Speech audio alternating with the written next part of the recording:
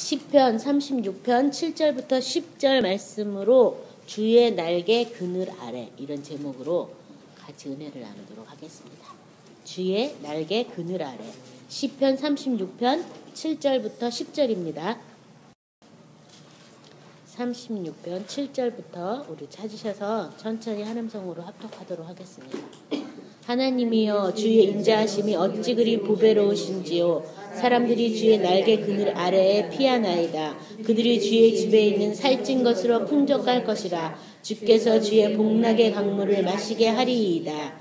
진실로 생명의 원천이 주께 있사오니 주의 빛 안에서 우리가 빛을 보리이다. 주를 아는 자들에게 주의 인자하심을 계속 베푸시며 마음이 정직한 자에게 주의 공의를 베푸소서. 아멘. 우리 지난주에 주의 은혜 아래 있는 것에 대해서 같이 은혜를 나누셨는데요. 그 은혜를 노래한 시가 오늘 이 시편 37편에 나온 시인데요. 한 절 한 절 불면서 우리가 어떤 은혜 아래 있어야 되는지 그 은혜를 확인해보는 시간이에요. 이제 7절부터 제가 말씀을 뽑았지만 7절에 보면 하나님이여, 주의 인자하심이 어찌 그리 보배로우신지요. 사람들이 주의 날개 그늘 아래에 피하나이다. 주의 인자하심에 대해서 지금 얘기했는데 시편 31편 19절부터 21절이에요. 주를 두려워하는 자를 위하여 쌓아두신 은혜, 곧 주께 피하는 자를 위하여 인생 앞에 베푸신 은혜가 어찌 그리 큰지요. 주께서 그들을 주의 은밀한 곳에 숨기사 사람의 꾀에서 벗어나게 하시고 비밀이 장막에 감추사 말 다툼에서 면하게 하시리이다. 야훼를 찬송할지어다. 견고한 성에서 그의 놀라운 사랑을 내게 보이셨음이로다. 네, 그래서 시편 31편에 주의 인자하심을 좀 더 자세하게 설명하기를 쌓아두신 은혜다. 주를 두려워하는 사람들을 위하여 쌓아두신 은혜. 이코르 곧 주께 피하는 자를 위하여 인생하게 베푸신 은혜라고 얘기하고 있어요. 그래서 그 은혜, 쌓아두신 은혜, 주께 피하는 자를 위해서 인생하게 베푸신 그 은혜의 결론은 뭐라고 되어 있냐면 그 중간에 비밀한 장막에 감추셨다. 21절에 야훼께 찬송할지어다. 견고한 성에서 그의 놀라운 사랑을 내게 보이셨음이로다. 그래서 그 쌓아두신 은혜가 결국은 하나님의 비밀한 장막에 들어가서 하나님의 견고한 성에 들어가는 것을 지금 얘기하고 있어요. 그래서 하나님의 인자하심을 노래한다는 것은 그 구원의 은혜의 그것이 무엇인지, 그 구원의 은혜, 하나님의 보좌 우편에 있는 그 영광의 그 복음에 들어가기까지 길이 참으시는 하나님의 은혜를 아는 사람만이 주의 인자하심을 찬양할 수가 있어요. 끝까지 참고 기다리시는 거죠. 우리가 거기까지 올 동안. 그래서 주의 인자하심이 어찌 그렇게 보배로우신지요. 사람들이 주의 날개 그늘 아래 피한다고. 시편 36편 5절은요. 야훼여, 주의 인자하심이 하늘에 있고 주의 진실함이 공중에 사무쳤으며. 인자하심이 하늘에 있다. 어디 있다고요? 어디에 있다고요? 예, 하늘에 있다고. 하나님의 인자하심이 하늘에 있다고. 그래서 이 구원이 이 보좌까지 올라가서 예수님과 함께 앉아있는 그 영광의 복음에까지 이르지 않는다면 주의 인자하심이 하늘에 있다, 이런 노래 할 수가 없어요. 그렇죠? 그다음에 주의 진실하심이 공중에 사무쳤다. 나 정말 우리 말씀을 막 찾으면서 이건 정말 너무 기가 막히다. 진실하심이 공중에 사무쳤다. 주의 진실을 아는 사람이 없어서, 주의 인자를 노래할 사람이 없고 그 진실을 아는 사람이 없어서 그 진실이 공중에 사무쳐 있대요. 그래서 이게 계시를 풀어야 돼요. 사무쳐 있는 그것을 풀어내야지만 알 수 있어요. 57편 10절에도 무릇 주의 인자는 커서 하늘에 미치고 주의 진리는 궁창에 이르나이다. 여기도 인자는 하늘에 미쳤고 진리는 궁창에 있다. 그래서 하나님의 인자하심과 주의 진리에 대해서 이렇게 노래하고 있고요. 시편 89편 1절 2절 같이 찾아서 합독하도록 하겠습니다.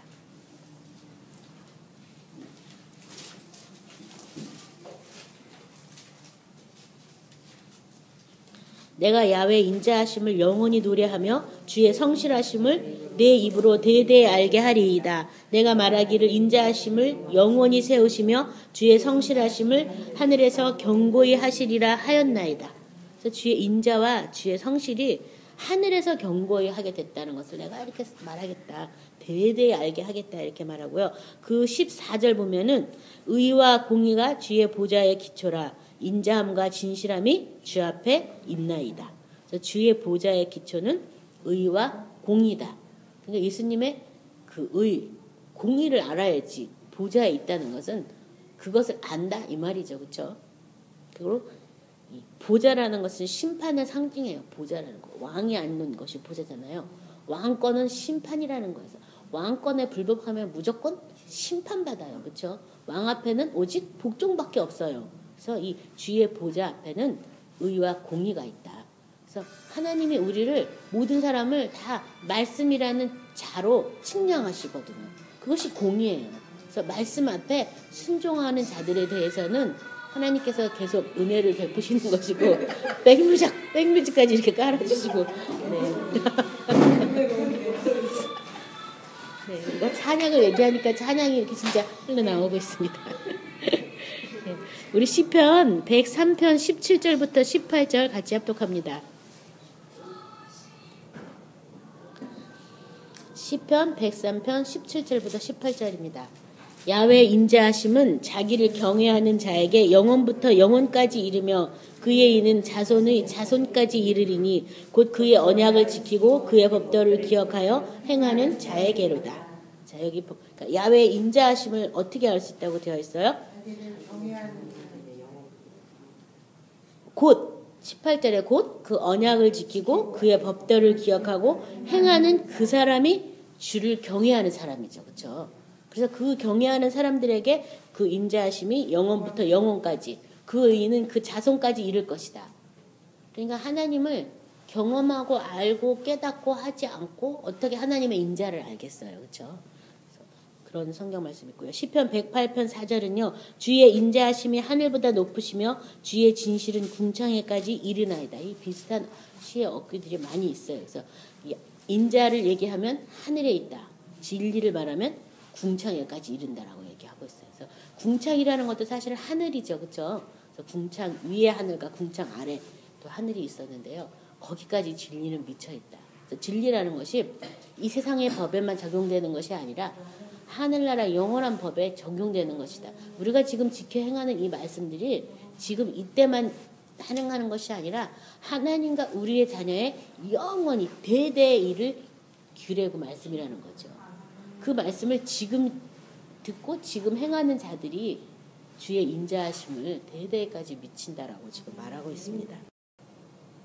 시편 107편 1절부터 9절 길지만 우리 찾으셔서 한음성으로 합독하겠습니다. 시편 107편 1절부터 9절입니다. 야훼께 감사하라. 그는 선하시며 그 인자하심이 영원하미로다. 야훼의 속량을 받은 자들은 이같이 말할지어다. 야훼께서 대적의 손에서 그들을 속량하사 동서남북 각 지방에서부터 모으셨도다. 그들이 광야 사막길에서 방황하며 거주할 성읍을 찾지 못하고 두르고 목이 말라 그들의 영혼이 그들 안에서 피곤하였도다. 이에 그들이 근심 죽게 야훼께 부르짖음에 그들을 고통에서 건지시고 또 바른 길로 인도하사 거주할 성읍에 이르게 하셨도다. 야훼 인자하심과 인생에게 행하신 기적으로 말미암아 그를 찬송할지어다. 그가 사모하는 영혼에게 만족함을 주시며 줄인 영혼에게 좋은 것을 채워 주심이로다. 그래서 야훼의 그 인자하심과 선하심이 영원하다고 하면서 그 인자하심의 어떤 부분, 선하심의 어떤 부분을 얘기하냐면요. 속량에 대해서 말하고요. 대적의 손에서 속량했다는 것을 또 얘기하고 있어요. 속량. 그 다음에 이 뭐가 나오냐면 거주할 성읍을 찾지 못하는 자들에게 하나님께서 바른 길로 인도하사 거주할 성읍에 이르게 하셨다. 근데 그들이 어떻게 하니까요. 근심 중에 야훼께 부르짖음에 그들을 고통에서 건지시고 바른 길로 인도하사 거주할 성읍에 이르게 하셨다. 그래서 하나님의 집에 도달하기까지 하나님의 그 인자하심이 우리를 계속 보호하고 계시기 때문에 우리가 그 집에 하나님의 집에 도달할 수 있는 거죠. 그렇죠? 내가 뭐 하나님을 알지 못해서 저와 여러분도 생각해 보세요. 내가 하나님이 거할 그 성을 찾지 못했을 때 이 세상에서 방황하면서 얼마나 하나님 앞에 찬양만 했겠어요. 원망불평도 했죠. 왜 나만 가지고 그러시냐고. 왜 이렇게 예수 믿는 게 힘드냐고. 우리 다 한 번뿐 아니라 오랜 세월 동안 하나님을 한 입으로는 찬양하면서 한 입으로는 원망불평하면서 에휴 진짜 죽기 전에 믿고 꼴꼬닥 할 때 아멘 할 걸 이걸 괜히 일찍 믿어가지고 내가 뭐든지 참아야 되고 뭐든지 예수 믿기 때문에 쌈도 제대로 한번 못 해보고 나 왜 이렇게 살아 이런 생각 많이 하셨잖아요. 그렇게 하나님을 선하심과 인자하심을 우리가 그 집에 도달하기까지는 하나님이 우리에 대해서 일절 참으시는 거죠. 오래 참으시는 거죠. 하나님의 인자하심이 있기 때문에 우리가 죄인의 모습으로 하나님을 알지 못해서 헛소리를 하든 뭐를 하든 그냥 다 듣고 계시고 거기에 대해서 일절 노코멘트 하시면서 몰라서 그렇지 쟤들이 몰라서 그렇지 아직 은혜를 못 발견해서 그렇지 계속 참으시잖아요. 그렇죠? 그래서 그 하나님의 인자하심을 지금 얘기하는 거예요. 하나님의 거할 그 집까지 갈 때.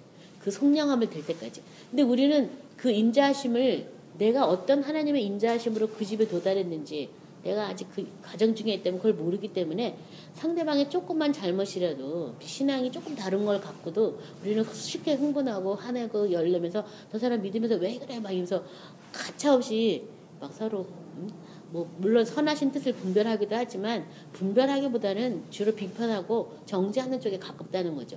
왜냐하면 내가 그 은혜를 받았다면 아직 이 사람이 아직 그 집을 도달 못해가지고 아직도 저렇게 방황하고 있구나. 아직도 세상 연락을 즐기고 있구나. 그 은혜만 받으면 되는데 이런 마음이 생겼는데 그걸 몰라서 그렇잖아요. 그래서 이 속량받은 사람들이 하나님의 그 인자하심이 뭔지 아는 거예요. 속량받았기 때문에 또 하나님을 계속 찾아서 죄가 없는 곳, 의가 넘치는 곳, 하나님의 집에 가려고 몸부림치는 거예요. 그래서 하나님이 그 거주할 성읍으로 우리를 인도했다라고 말하고 있습니다. 룻기서 2장 12절 보면요. 야훼께서 내가 행한 일에 보답하시기를 원하며 이스라엘의 하나님 야훼께서 그의 날개 아래의 보호를 받으러 온 내게 온전한 상 주시기를 원하노라 하는지라. 그래서 룻에 대해서 이제 보아스가 한 얘기인데요. 룻이 어떻다라고 말하냐면 이스라엘의 하나님 야훼께서 그의 날개 아래 보호받으러 온 내게 온전한 상 주시기를 원하노라. 그래서 누구의 보호를 받기 원하냐면 룻이 하나님의 보호를 받기 원했다라고 지금 표현을 하고 있어요. 그래서 하나님의 보호인데 그의 날개 아래 보호를 받으러 왔다 이렇게 말씀하고 있거든요. 그래서 하나님이 우리를 어디에다 보호하고 싶으냐면 주의 날개 그늘 아래서 제가 제목을 그것을 뽑은 거예요. 주의 날개 그늘 아래 우리를 보호하시려는 거죠. 그늘이라는 것은 해를 가려서 폭염이나 이런 것에 막아주는 거잖아요. 시원하니 그냥 편히 쉴 수 있는 게 그늘이잖아요. 그늘을 생각하면 편하게 쉴 수 있다 이렇게 생각하잖아요. 그 그늘 아래 우리를 자기의 날개를 펴가지고 보호하는 거죠. 암탉이 병아리를 품고 보호하듯이 하나님의 그 날개 그늘 아래. 그러니까 하나님의 뭐 어떤 새는 아니지만 지금 하나님의 집안에 우리를 보호하고 있는 것을 지금 말하고 있어요.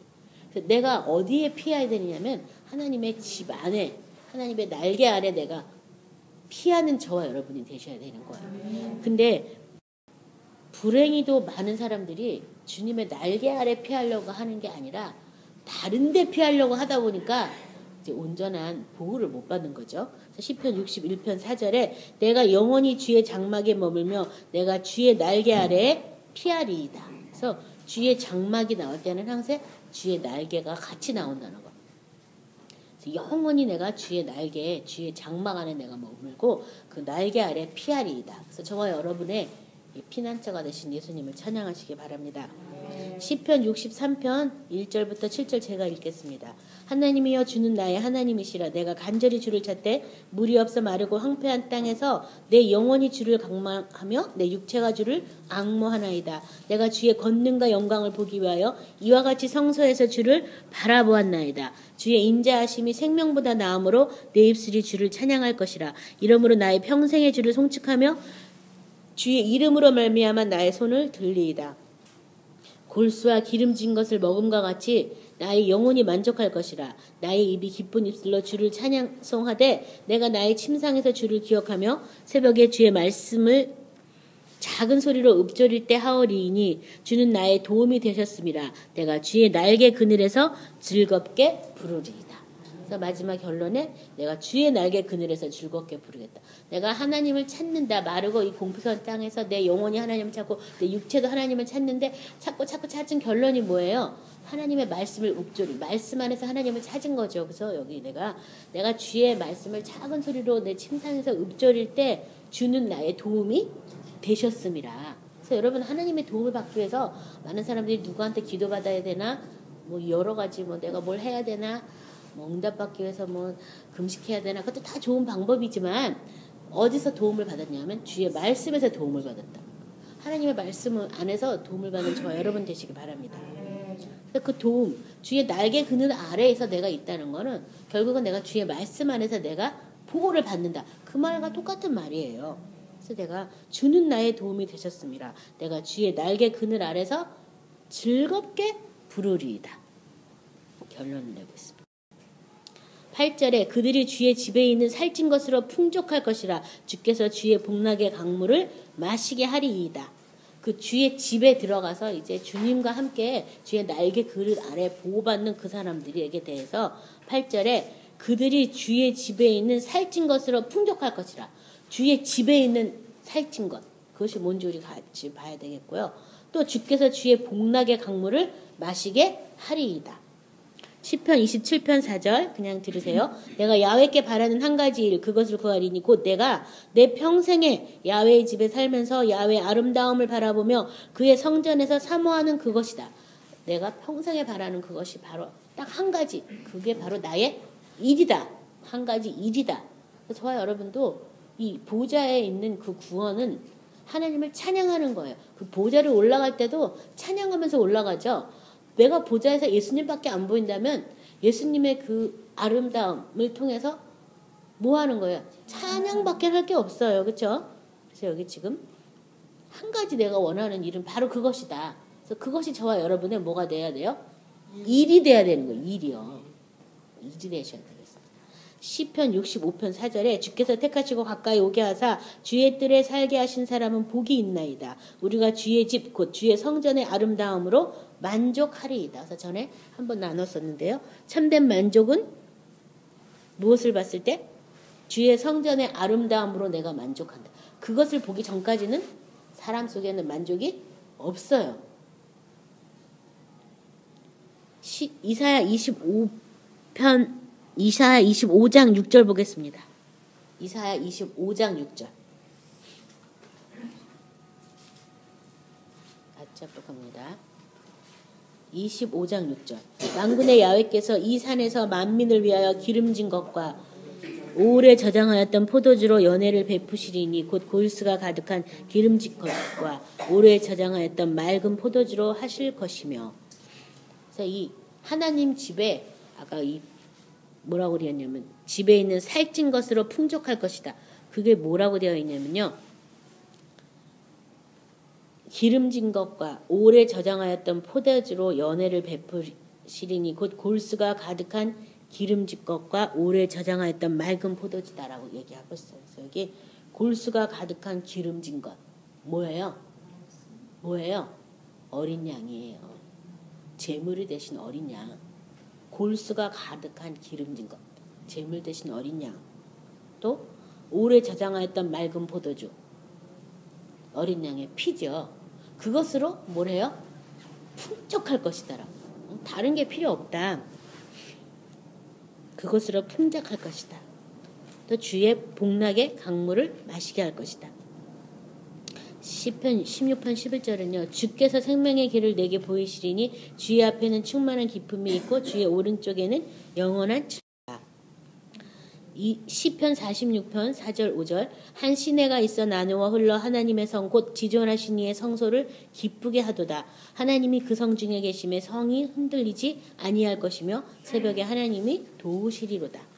그래서 한 시내가 있어서 나눠서 하나님의 성 곧 지존하신 이의 성소를 기쁘게 하고 하나님이 그 성 중에 계신다. 그래서 하나님의 성서 예루살렘의 그 생명수가 어디서부터 나오냐면요. 하나님과 및 어린 양의 보좌로부터 나누죠. 그래서 이 나눠서 흐른다고 시편 기자가 말하고 있습니다. 계시록 22장 1절 5절 또 그가 수정같이 맑은 생명수강을 내게 보이시니 하나님과 및 어린 양의 보좌로부터 나와서 길 가운데로 흐르더라. 강 좌우에 생명나무가 있어 12가지 열매를 맺되 달마다 그 열매를 맺고 그 나무 잎사귀들은 망고를 치료하기 위하여 있더라. 다시 저주가 없으며 하나님과 어린 양의 보좌가 그 가운데 있으리니 그의 종들이 그를 섬기며 그의 얼굴을 볼 터이요 그의 이름도 그의 이마에 있으리라. 다시 밤이 없겠고 등불과 햇빛이 쓸데없으니 이는 주 하나님이 그들에게 빛이심이라. 그들이 세세토록 왕노릇 하리로다. 여기 보면 하나님의 보좌로부터 이 생명수가 흐르죠. 그렇죠? 하나님과 및 어린 양의 보좌로부터 이 생명수가 흘러서 나중에 뭐가 되냐면 강이 되죠. 생명수 강이 되는데 이제 하나님과 및 어린 양의 보좌로부터 나온다. 이 생명이. 그러니까요. 예수님이 우리에게 증거해 주시는 하나님의 생명이 있어요. 또 아버지께서 친히 우리에게 예수님으로 인도해가지고 우리에게 보여주시는 그 생명이 또 있어요. 그래서 지금 이게 두 가지로 지금 나눠서 이렇게 끝내라고 말하고 있거든요. 그래서 예수님이 우리에게 아버지를 소개시켜 주기도 하지만 우리를 예수님께 인도하시는 분이 누구예요? 하나님 아버지예요. 아버지께서 예수를 통해서 또 우리에게 보여주시는 그런 생명이 또 있다는 거예요. 그래서 지금 두 가지로 나눠서 이렇게 흘러서 이 생명수가 나중에는 이제 강물이 된다라고 얘기하고 있어요. 다시 밤이 없겠고 등불과 햇빛도 쓸데없다. 밤이 없다. 등불도 필요 없다. 누가 빛이 되느냐? 하나님이 그들에게 빛을 줄 것이다. 그러니까 하나님의 빛으로만 살도록 그래서 영원토록 그들이 왕노릇 할 것이다. 어떤 사람이요? 하나님의 빛을 받은 사람들이 왕노릇 한다. 이 빛이라는 게 사랑도 빛이지고 진리도 빛이고 말씀도 빛이고 생명도 빛이에요.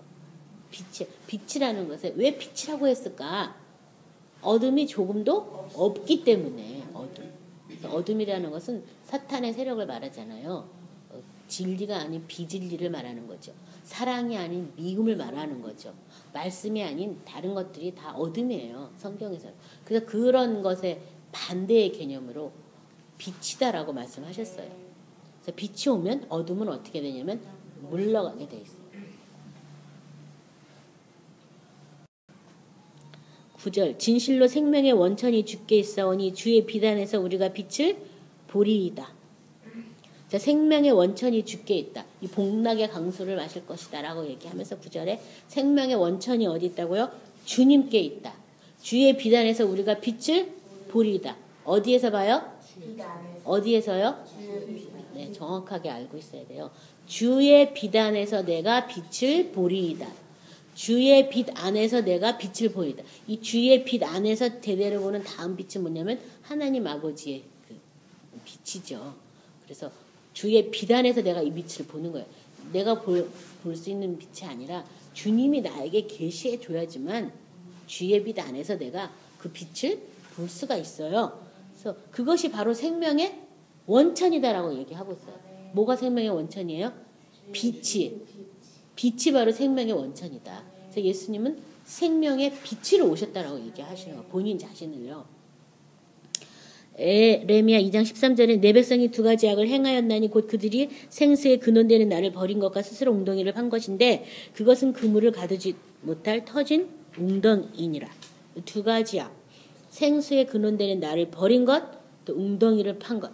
생수를 저축하지 못하는 거죠. 옛날 성경에는 그물을 가득지 못했다, 저축하지 못했다 이렇게 표현했는데요. 생명의 원천이 누구한테 있냐면 예수님께 있고 그 원천은 바로 우리가 그리스도 안에 있는 빛을 통해서 영원한 빛을 보는 거죠. 그것인데 그 빛을 사람들이 찾지 않는 그것이 바로 악이고 그 빛을 찾았다 해도 저축하지 못하는 거예요. 이 저축은 뭐 해야지만 저축할 수 있어요? 새로운 피조물이 돼야지만 저축을 할 수 있는 거예요. 옛사람 안에선 저축이 안 돼요. 계속 새나가는 거예요. 그래서 예수님께서 생배 조각을 낡은 옷에다 기우지 않는다고 라고 말씀하신 거예요. 새 부대가 돼야지만 이게 저축이 되는 거예요. 낡은 부대면 계속 새나가. 헤어짐이 더 심하니라.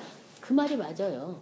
은혜 받고 나서 은혜를 쏟아내는 게 더 과도하게 쏟는 거죠. 받은 은혜는 조그만데 쏟는 거는 뭐 저 사람 예수 믿는 사람 마저 할 정도로 쏟는 거죠.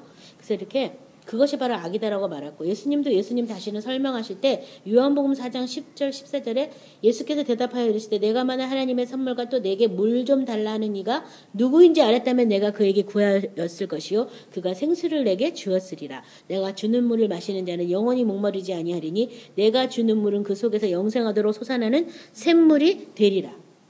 예수님이 주는 그 물이 우리 속에서 솟아나는 샘물이 되기까지 어떻게 해야 돼요? 계속 예수님 앞에 나가셔야 되는 거예요. 내게로 와서 마시라라고 얘기를 하셨거든요. 예수님 앞으로 가서 그 물을 마시는 저 여러분이 되셔야 되겠어요. 뭐가 되도록 내 배에서 생명수가 솟아나올 때까지, 뭐 한두 번 먹고 마실 것도 아니라 생명이 솟아나올 때까지.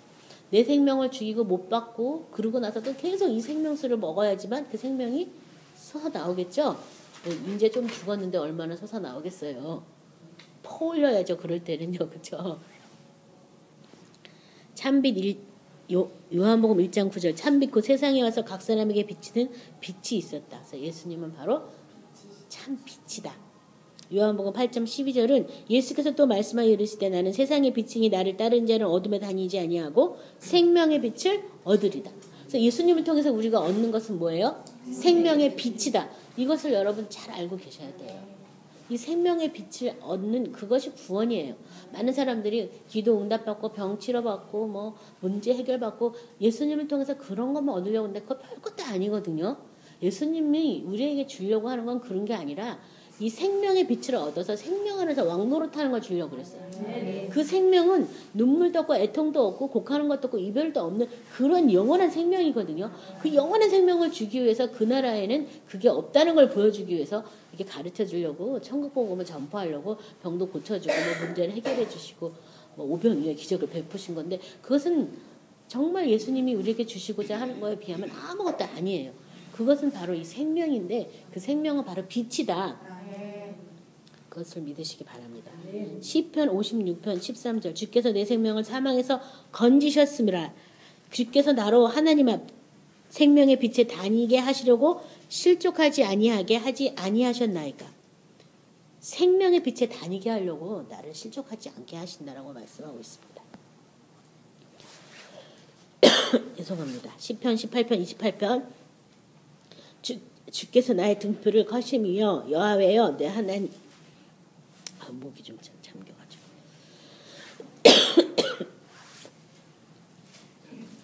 주께서 나의 등불을 켜심이여 여호와 내 하나님 내 흑암을 밝히시리이다. 그래서 우리 안에 있는 흑암이 등불이 켜져야지만 이게 밝혀지는데 누가 켜주냐면 주께서 나의 등불을 켜주신다. 예수님이 오셔서 예수님이 비치신 것을 우리에게 깨닫게 할 때 우리가 비로소 이 생명의 빛에 대해서 알게 되는 거죠. 시편 27편 1절은 야훼는 나의 빛이요 나의 구원이시니 내가 누구를 두려워하리요. 야훼는 내 생명의 능력이시니 내가 누구를 무서워하리요. 예수 하나님이 나의 빛이고 나의 구원이시고 내 생명의 능력이라는 것을 믿으시기 바랍니다. 10절 마지막 절 주를 아는 자에게 주의 인자하심을 계속 베푸시며 마음이 정직한 자에게 주의 공의를 베푸소서. 자, 주의 인자하심이 어떨 때 계속 베풀어진다고요? 주를 아는 자에게 아는 것만큼 주의 인자를 노래할 수 있어요. 아는 것만큼. 모르기 때문에 못하는 거죠. 그렇죠? 그 다음에 마음이 정직한 자에게 공의를 베푸소서. 감사합니다. 에레미야 22장 16절 그는 가난한 자와 궁핍한 자를 변호하고 형통하였나니 이것은 나를 암이 아니냐 야훼의 말씀이니라. 가난하고 궁핍한 게 뭐 물질이 없어서 가난한 게 아니라요. 하나님을 알지 못해서 가난하고 하나님을 알지 못해서 궁핍한 거예요. 그런 사람들을 하나님이 변호하시고 오히려 형통케 하여 주시는데 내가 하나님을 알지 못해서 가난하고 궁핍한 거니까 결론은 하나님을 알게 되는 거죠. 그래서 이것이 나를 알미 아니냐 야훼의 말씀이니라. 그래서 정말 뭐 때문에 우리가 하나님 앞에 기도하셔야 되냐면 내가 하나님을 아는 것이 없는 걸 가지고 하나님 앞에 가난한 마음으로 기도하셔야지 되는 거죠. 그렇죠? 내가 궁핍한 것에 대해서 내가 은혜를 넘치게 받아서 다른 사람에게 나눠주고 꺼주는 사람이 돼야 되는데 내게 은혜가 없어가지고 줄래도 줄 게 없는 그것을 저와 여러분이 슬퍼해야 되는 거죠. 그것의 궁핍함에 목말라 하셔야 되는 거죠. 자, 그렇다면 하나님을 아는 자가 돼서 하나님의 인자하심을 계속 베풀어 주신다라고 말씀하고 있습니다. 시편 119편 152절은요. 내가 전부터 주의 증거들을 알고 있었으므로 주께서 영원히 세우신 것인 줄을 알았나이다. 내가 주의 증거들을 알고 있었으므로. 그래서 이 안다라는 것이 그냥 이 머리로 알고 들어서 알고가 아니라는 거예요. 주의 증거 때문에 내가 주를 아는 거예요. 그래서 주님의 그 말씀의 증거는 내가 행해야지만 알게 되는 것이지 믿습니다만 갖고는 그 증거는 있지 않아요. 내가 말씀을 듣고 행할 때 그 증거들이 우리에게 생깁니다. 이사야 43편 10절은요. 나 야훼가 말하노라. 너희는 나의 증인 나의 종으로 택함을 입었나니 이는 너희가 나를 알고 믿으며 내가 그인 줄 깨닫게 하려 함이라. 나의 전에 지음을 받은 신이 없었느니라. 나의 후에도 없느니라. 갈라디아서 4장 9절은 이제 너희가 하나님을 알 뿐 아니라 더욱이 하나님 아신 바 되었거늘 어찌하고 다시 약하고 천박한 초등학문으로 돌아가서 다시 그들에게 종노릇하려 하느냐. 하나님을 알 뿐 아니라 하나님의 아신 바 되었다고 오히려 또 성경은 신약시대는 이렇게 말하고 있어요. 우리가 하나님을 아는 것뿐 아니라 하나님이 우리를 아신 바 되었다라고까지. 근데 어찌 네가 다시 초등학문으로 돌아가느냐고. 시편 7편 10절은 나의 방패는 마음이 정직한 자를 구원하시는 하나님께 있도다. 그래서 나의 방패. 사람들이 나를 해하려고 하고 사탄이 나를 해하려고 하고 하는 그 나의 그렇게 할 때 나의 방패가 어디에 있느냐? 마음이 정직한 자를 구원하시는 하나님께 있다. 그 내가 하나님 말씀 앞에 내가 뭐 한 거예요? 정직한 거예요. 그 말씀의 증거를 지키고 행하고 그 증거를 내가 갖고 있기 때문에 거기에 내가 정직한 거예요. 그래서 그것이 나의 방패가 되는 거예요. 사탄이 와서 아무리 나한테 거짓말 하려고 해도 말씀이 딱 보호하는 거죠. 방패니까요. 그렇죠? 시편 9절부터 7절 8절 제가 읽겠습니다. 야훼께서 영원히 앉으시며 심판을 위하여 보좌를 준비하셨도다. 공의로 세계를 심판하시며 정직으로 만면에게 판결을 내리시리로다. 이사야 32장 15절부터 18절 우리 찾으셔서 합독하겠습니다. 이사야 32장 15절부터 18절입니다.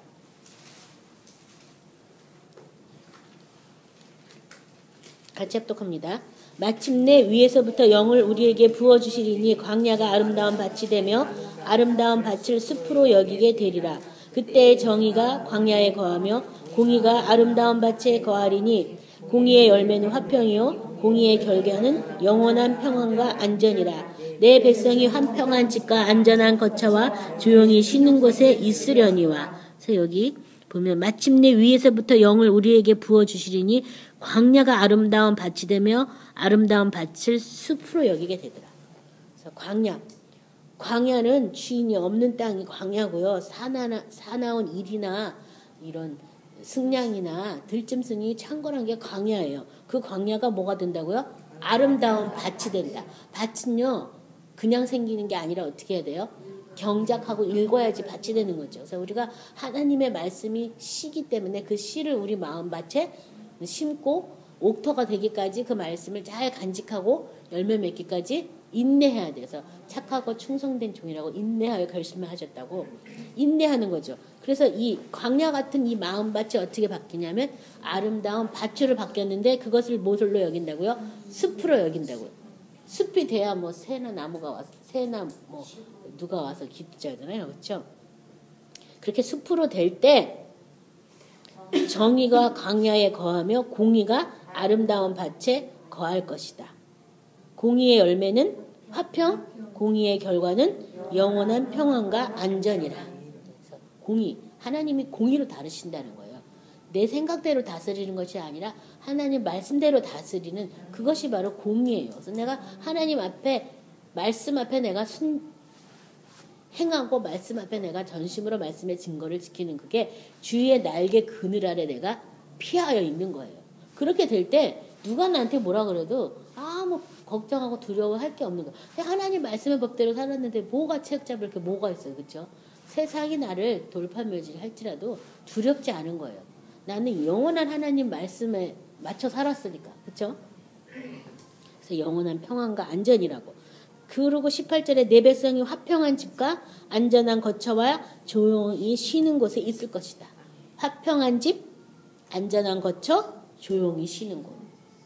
그래서 근본이 뭐냐? 내가 지금 하나님이 나한테 뭐라고 하라 그러는 거냐? 그것을 여러분이 잘 캐치하셔야 되는 거예요. 하나님이 나에게 뭐 하라고 하냐면 하나님의 그 공의의 말씀에 순복하라고 하시는 거예요. 어떤 상황에서든지 말씀에 순복하면 그것이 평화가 되고 화평이 되고 하나님 집에 거하는 길이 되고 안전한 길이 된다는 거예요. 그러니까 다른 생각하지 말고 다른 방법 생각하지 말고 내가 하나님의 어떤 말씀에 내가 순복해야 될까? 그것을 여러분이 생각하시기 바랍니다. 시편 33편 4절 5절은 제가 읽도록 하겠습니다. 야훼의 말씀은 정직하며 그가 행하신 일은 다 진실하시도다. 그는 공의와 정의를 사랑하시며 세상에는 야훼의 인자하심이 충만하도다. 하나님의 인자하심이 충만하고 말씀이 바로 정직하고 말씀을 행하시는 일이 다 진실하다. 이사야 11장 3절 5절 같이 찾아서 합독하겠습니다. 마지막 말씀입니다.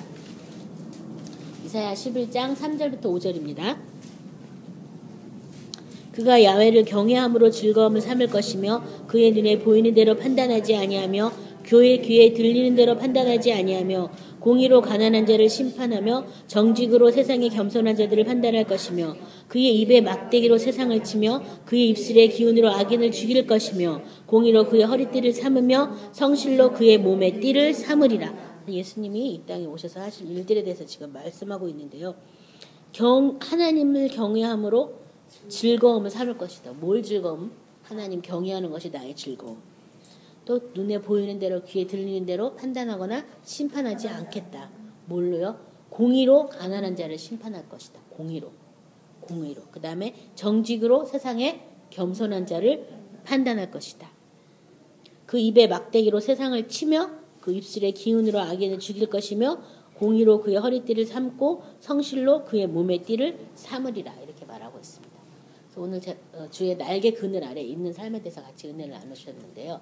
주의 날개 그늘 아래 있다는 것은 하나님의 집에 있는 것을 말하고요. 하나님의 집에서도 또 뭘로 보호받는 것이냐면 하나님의 말씀으로 내가 보호받는 그것이 주의 날개 그늘 아래 있는 거예요. 그것이 은혜 아래 있는 거예요. 딴 게 아니라 하나님의 집에서 하나님의 말씀으로 내가 보호받고 있는 거. 정말 내가 그렇게 살고 있는지 우리 자신을 잘 점검하시고요. 내가 하나님의 집에서 하나님의 복락의 그 강수를 마시게 할 것인데 그것이 다른 거 아니다. 우리의 제물 되신 어린 양과 어린 양의 피에 내가 먹고 마시고 사는 그것으로 내가 충분한 거예요. 다른 게 필요 없는 거예요. 하나님 집에서 먹는 양식은 바로 그거예요. 그래서 그것을 먹고 마시면서 하나님의 아름다움을 앙망하고 그 아름다움을 노래하는 그것이 저와 여러분의 뭐가 돼야 되냐면 일이 되셔야 되는 거예요. 일. 다른 거 하지 말고. 근데 아직 내가 이 아버지 집에 도달하지 않았다면 아버지 집에 먼저 도달하셔야겠죠. 그리고 도달해서 거기서 이제 그 일을 하셔야 되는 거지. 아직 도달하지도 않았는데 알지도 못한 것을 찬양해봐야 또 뭐가 그렇게 은혜가 넘치겠어요. 그래서 하나님을 아는 것만큼 하나님의 인자하심을 노래할 수가 있고요. 하나님 앞에 정직히 행한 것만큼 하나님이 공의로 우리를 다스리는 것을 또 대대에 이르기까지 말할 수가 있어요. 오늘 시편 말씀을 생각하면서 다 같이 기도하겠습니다.